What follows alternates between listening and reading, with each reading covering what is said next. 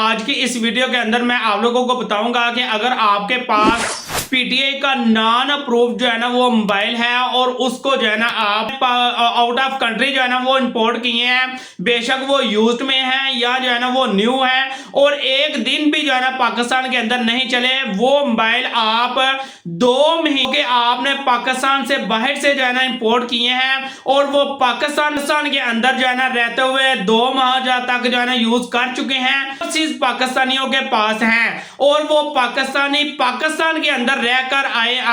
रहने के लिए आए हैं और वो अपनी जो है ना अगर 2-3 माह या 4 माह तक भी जो है ना छुट्टी के लिए आए हैं तो वो 4 माह तक अपना वो मोबाइल जो है ना बगैर पीटीआई प्रूफ किए पाकिस्तान में रहकर जो है ना 4 माह तक जो है ना उस मोबाइल को चला सकते हैं। और अगर वो 4